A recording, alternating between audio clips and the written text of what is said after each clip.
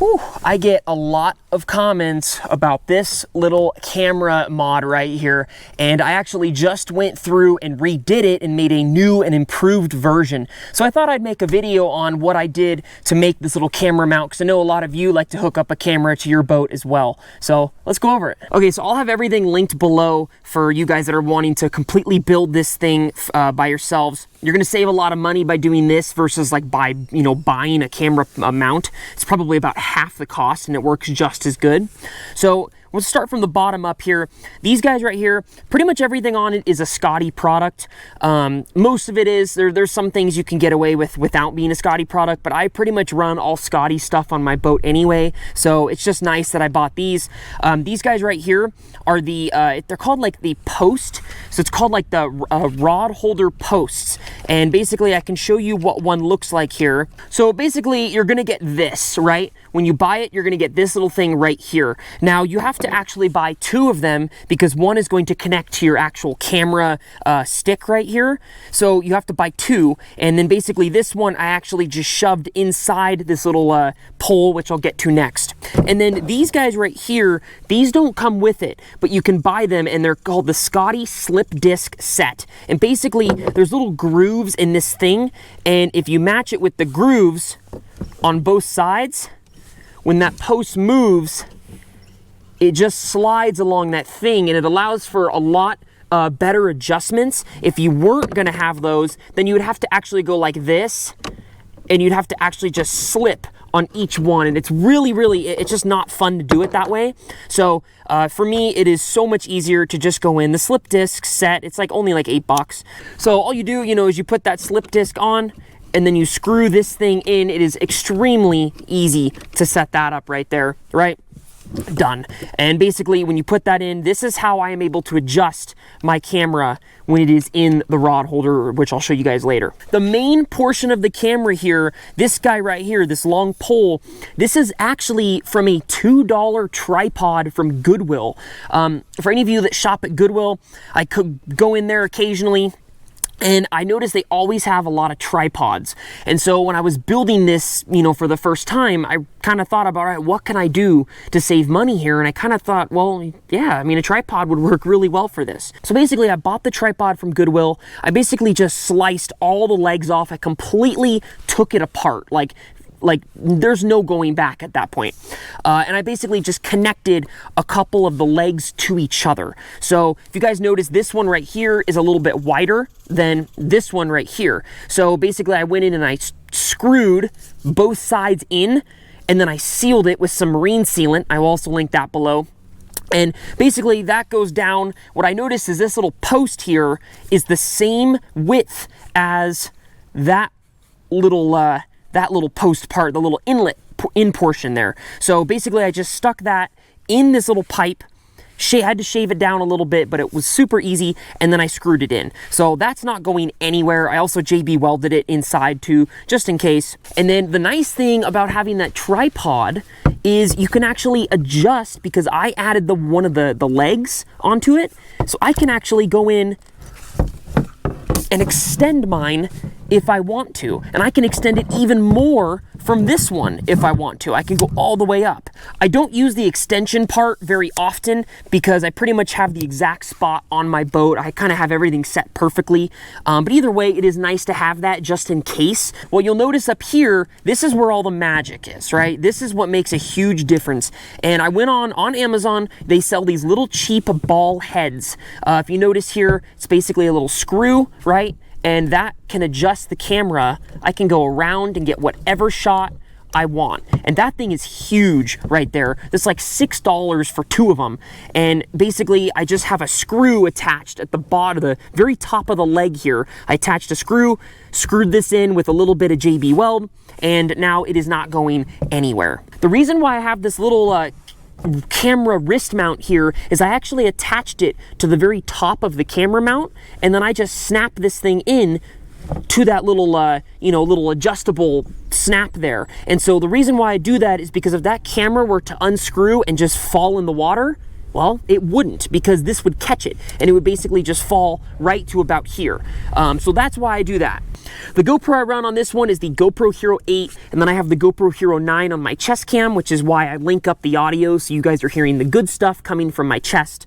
However, I've been having a lot of problems with GoPro products recently, and a lot of other people are as well. So I'm going to be making a change here very soon. I'm actually awaiting it in the mail, and that ultimately means, you know, more videos and higher quality videos on the channel. So yeah, stay tuned for that. I will be kind of phasing that new camera in about the next month or so.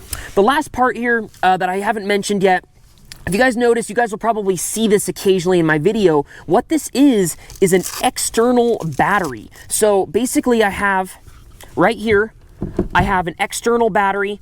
I can get this out of the thing for you, right? This little guy right here, and I have a USB-C. These are the ports that charge GoPro cameras. And so basically I just have it in this little like battery compartment. It came with the camera. I close that down, and this right here is actually what you guys will see like in like CVS or anything. It's like an armband. It's like a compression armband, and it's just Velcro. And this thing has worked incredible. All I do is I put that little battery mount in there just like that.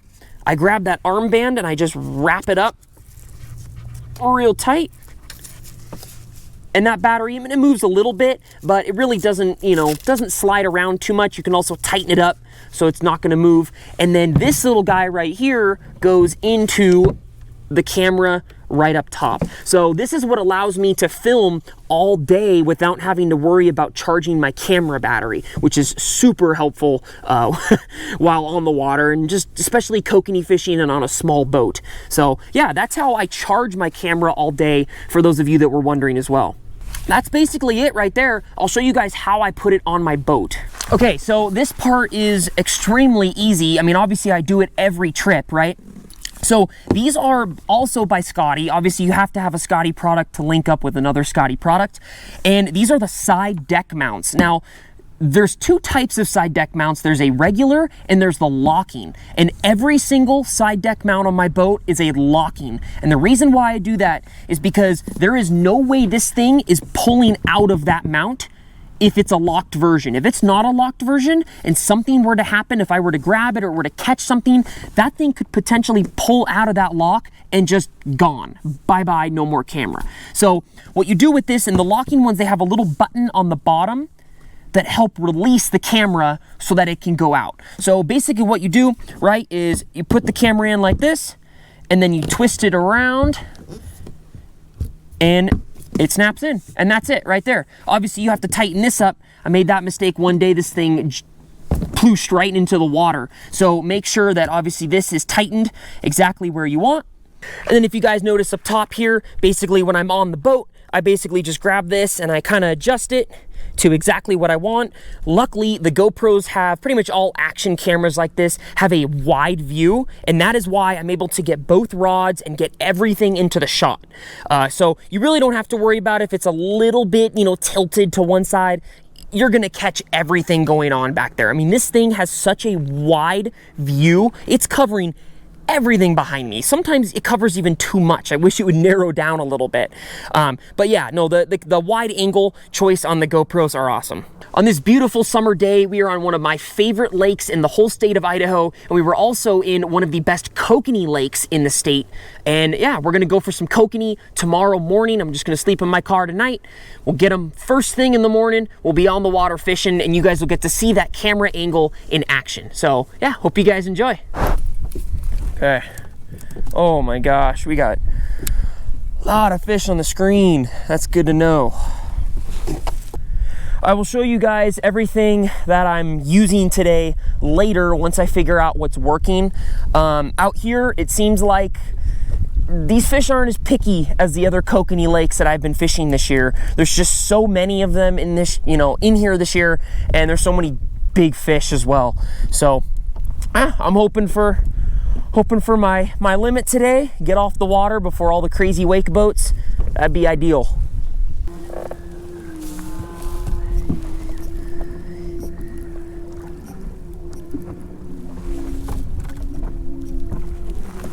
Oh, there we go. That was right away. Right away.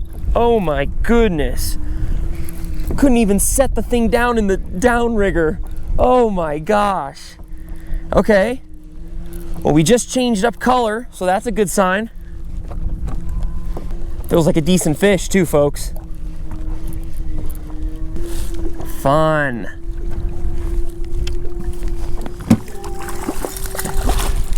Woo!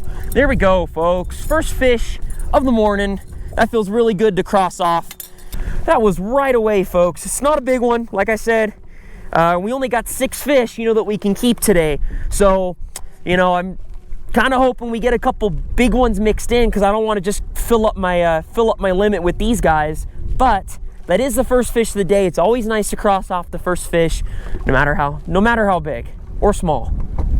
Woo!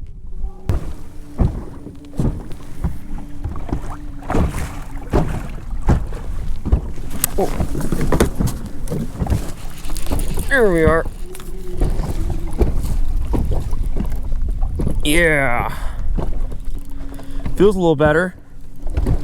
Feels a little better fish. Huge long run this morning. It turns out all the fish are right where I launched my boat. Oh, nice. Oh. That was quick. That was really quick with that setup. Oh my goodness. That was really quick. Oh my goodness. I just switched up.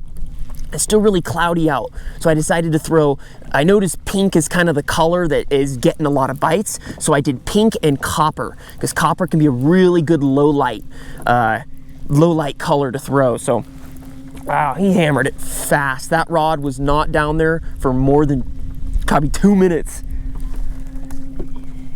Ooh, a little better fish,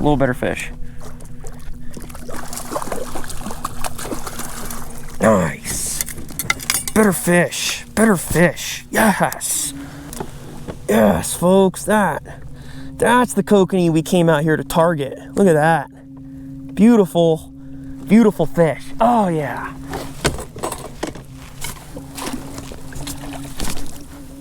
That was scary fast, my goodness.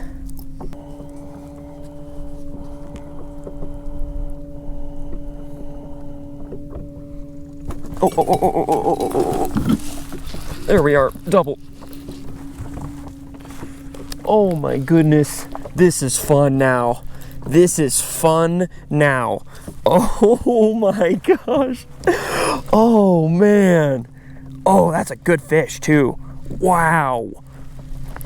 Hard head pumps. Oh my gosh.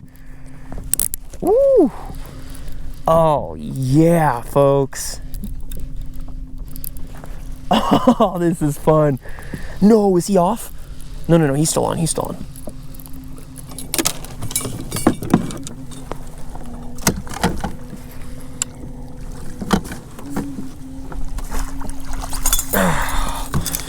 Okay. Oh, yes. Oh my goodness. Now we're having fun. The conditions, everything calmed down. So the water, it's perfect out now. It's just absolutely beautiful.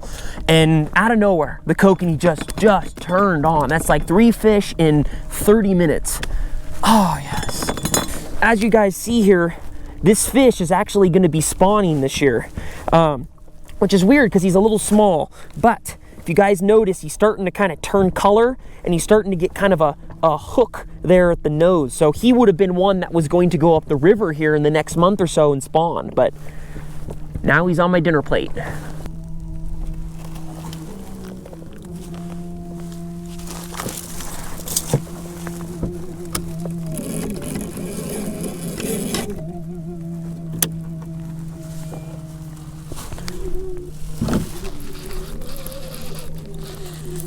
That's funny, I was just dropping that other rod. I just went to drop it down to see if I can get those fish down deep, and then of course the shallow rod goes off.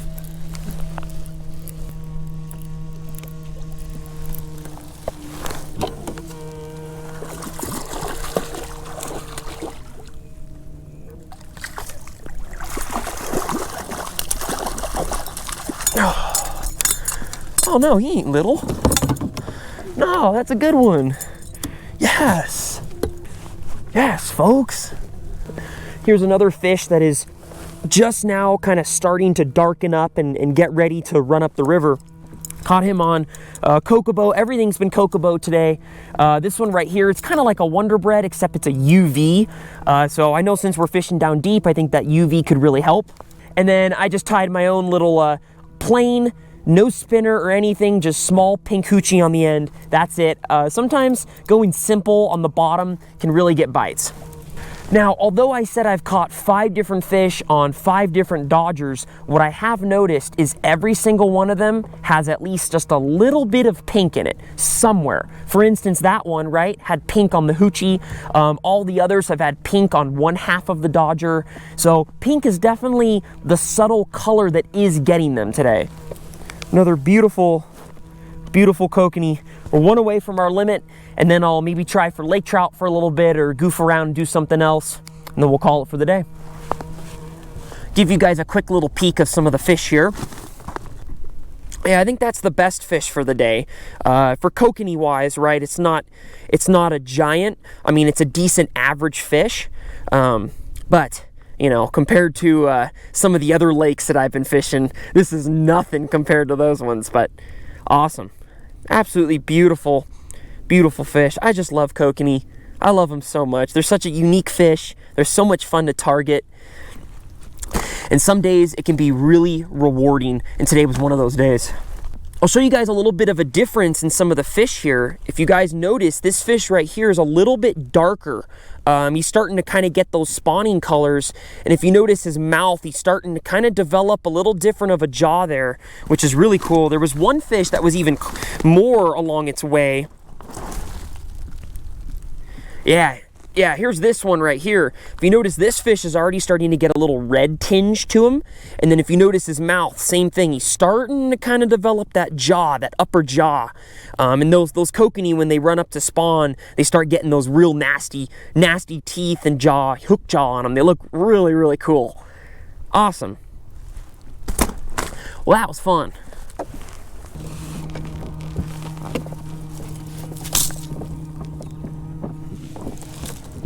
Oh, there we are.